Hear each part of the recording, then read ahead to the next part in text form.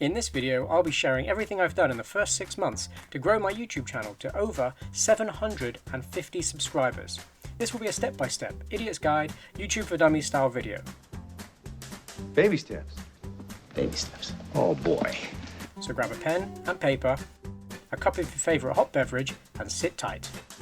Alright, okay, let's take care of some business. I'm Xanderwood. I make indie games and tutorials on game development. I also play your indie games every week on my channel. Make sure you subscribe and click that bell icon so you never miss a video. Hello you wonderful people, welcome to my channel.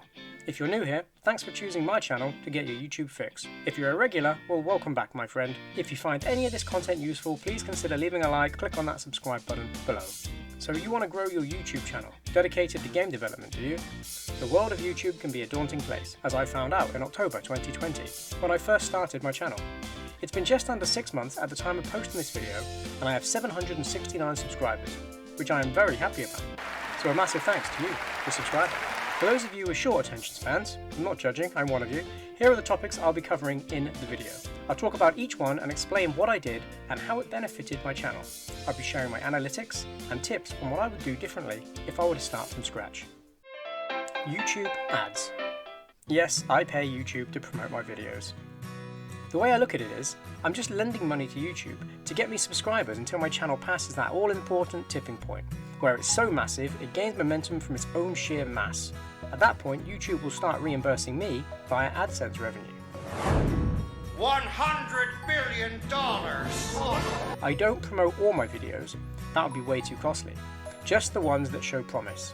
Here are my stats for Orion's Throne Devlog 1. You can see that it gets me by far the most amount of subscribers per view versus the rest of my videos. This was the result of a £1 per day advertising budget for 3 months. I now have cancelled this advert and changed the video to promote my 17-part platform tutorial series, as this was starting to perform well organically. I'll let you know how successful this turns out to be in a future video. Facebook ads. You may or may not know, but I have a Facebook page dedicated to my YouTube channel, and I post links to my videos there. If a post does well, I will occasionally boost it to gain more attention. When a post gets boosted, it's common for a lot of people who don't follow you to like the post. If this happens, I will check to see who liked the post and invite them to like my page. You'll be surprised how many people just accept when you simply just ask them to. By the way, like and subscribe to my channel. Omnipresence on social media. Being omnipresent is a fancy term for being everywhere all the time, like a god. I'm sorry, what was that again? I'm a god. I'm not saying I'm a god, I'm a god. I'm not the god. but I do try to be everywhere all the time. A word of warning though, this is very time consuming. Perhaps the most time consuming part of my marketing strategy. But I decided to invest my time into this strategy after watching a Gary Vaynerchuk video, where he literally said, I want to remind everybody that everybody starts with 0 followers.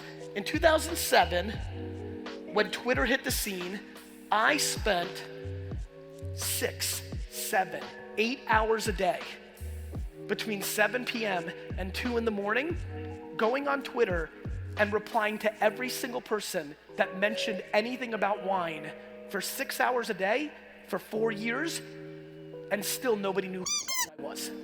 finding the time to do all this well is where the challenge lies. Personally, I get up early and make it the first job of the day. I've always been an early riser, so getting up a little earlier than normal to fit that in wasn't too hard for me. It's like staying up a little later for the night owls among you, I guess. I use my first hour of every day, while the family are still sleeping, usually around 5 a.m, to comment, like and subscribe to people who may be likely to subscribe back. Important note, I never ask for sub for sub. For one, this is against YouTube's terms, and getting my channel banned would hurt my long-term goals of having a successful YouTube channel. And two, subbing because someone is subbing back doesn't mean that person likes your content, or will even watch any. If the mysterious YouTube algorithm detects that even your own subscribers aren't watching your content, would that hurt your chances of YouTube recommending it to non-subscribers? I don't know. But I'm not willing to take that chance. When I go onto a platform like Twitter, I normally search a hashtag, like #GameDev or #Construct3. You get the point. And then I'll scroll through the feed and engage with people, leave comments, likes and subscribe. This will create 3 things. A notification in the user's account saying Xanderwood has liked, commented and subscribed, which is more powerful than just a like. Then the hope is that the user thinks, who is this person? And they check out my profile, which is filled with links back to my YouTube channel. Worst case scenario, they don't respond, and you can always go back and unfollow them later, if you want to. I replicate the same approach on YouTube, Instagram, and the itch community, until I got banned for spamming. Yes, it's true. I've since been in a long back and forth with the itch moderators, mostly me groveling. And they finally lifted the ban, or so they said. I still can't access the community tab though. Collab videos. I set up a Discord server with an idea to invite other YouTube devs with around similar sub count to me to take part in collab challenges. I love watching game dev collab videos. When this guy named Xanderwood pops up in my comment section asking me if I want to take part in a collaboration. It's game dev time, come on grab a friend, we're gonna make a game together. Xanderwood, blank dev, frozen, well and money, and then there's me white. It's game dev time. And I think they're a great way to grow your audience. I will continue to promote the wonderful game devs in my collab server as I grow my channel. Playing other devs' games. About 7 months ago I joined my first game jam, the low-tier jam hosted by Anticlux. After the jam ended, Anticlux made a video where he played all the games from the jam, and it was truly amazing to watch somebody I'd never met play my entry. So congratulations Xanderwood, and congratulations to everyone else as well. From that day forth, I knew that I wanted to give other devs that feeling. Game dev can be a lonely and difficult road, and after slogging away on a game for a period of time, it's so rewarding to see people play and enjoy what you made. It really does make the effort worthwhile. After taking part in the Vim Jam game jam, I ranked 13th. Yes, I know, my biggest game dev achievement to date. I decided to make a series of videos playing other entries. You can find these videos in the basement of my YouTube channel, with a handful of views to their name. Go check them out if you want to see how awful my video skills were. Not that they're much better now, of course. Although those videos are akin to the bargain bin at Blockbuster Video, they did pave the way to what I now call I Play Your Indie Games series. But here's the clever bit. In order to submit a game for a playthrough on my channel, you have to leave your email address on my sign-up form. It's what internet marketers call an ethical bribe.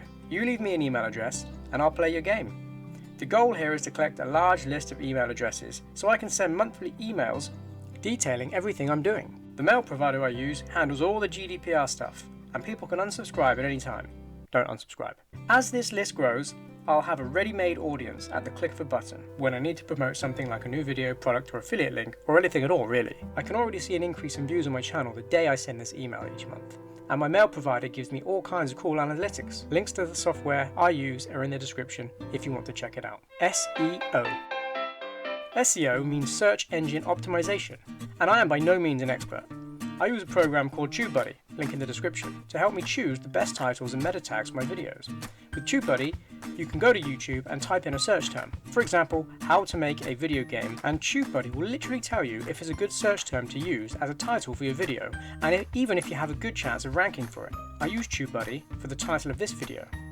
TubeBuddy also helps you to choose tags for your videos, see other people's tags and stats as well. I can literally go to any channel and compare data. I like to look at my analytics to see what the best time of day to post is, because it does vary based on your audience. Once I have this data, I will schedule my videos to be released at this time. I like to stay 2 or 3 days ahead all the time. What I mean is, when I have free time, I'll make 2 or 3 videos, then schedule them.